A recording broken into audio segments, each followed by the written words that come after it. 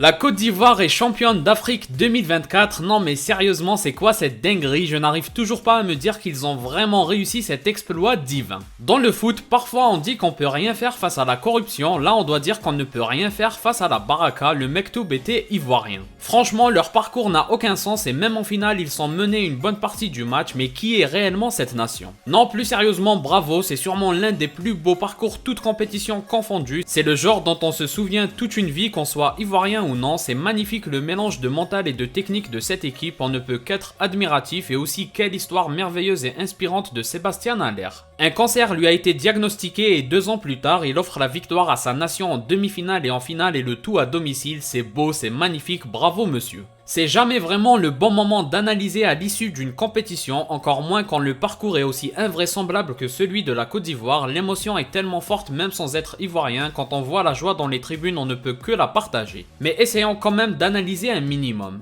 Le Nigeria a donc été battu 2-1 en finale par la Côte d'Ivoire après avoir mené au score de la 38e minute jusqu'à l'égalisation de Kessié à la 62e. Du point de vue du Nigeria, c'est un véritable gâchis, ils ont eu un parcours comme l'Algérie en 2019 ou le Sénégal en 2022, c'est-à-dire un parcours ultra solide où la victoire se dessine naturellement. Mais malheureusement pour eux, ils n'ont pas su avoir la mentalité du champion dans cette finale. Je pense qu'on est d'accord pour dire que si on met l'Algérie 2019 ou même le Sénégal et l'Égypte de 2022, avec ce but d'avance, jamais de la vie la Côte d'Ivoire ne revient. Parce que même s'ils ont semblé impossibles à vaincre depuis les 8e de finale, il faut dire que lors de cette CAN, les équipes ont abandonné l'aspect ultra défensif. La deuxième mi-temps proposée par le Nigeria est interdite et elle est en quelque sorte une preuve comment c'est possible de laisser l'adversaire autant faire ce qu'il veut. À force de multiplier les centres, les tirs de loin, les tirs de près, les corners et j'en passe, forcément ça finit par payer d'un moyen ou d'un autre. D'autant plus qu'il y a énormément de qualité chez les Ivoiriens, peut-être même que c'est la nation avec le plus de qualité. Chez Haller on sent l'instinct du buteur. Chez Adingra il y a du talent, il est bluffant de sérénité dans la surface. Chez Kessié et Fofana il y a le don de soi, sans oublier l'esprit immortel de cette équipe. Quand une nation semble protégée par une force supérieure de la sorte, le seul moyen d'espérer quelque chose c'est de réduire au maximum leurs chances. Mais force est de constater que le Nigérian n'en a pas été capable et c'est pour ça que cette victoire est ultra méritée par la Côte d'Ivoire. Après, on doit aussi revenir à ce marqueur clé dans l'épopée historique de la Côte d'Ivoire. Il faut aussi dire que cette fameuse défaite 4-0 est plutôt trompeuse. Personnellement, je n'ai cessé de le penser et de le dire, même si derrière c'était des scénarios de miraculés et que la qualification est due au Ghana et au Maroc. Mais justement, ce n'était pas totalement inimaginable non plus de voir cette équipe finir par remporter le trophée final.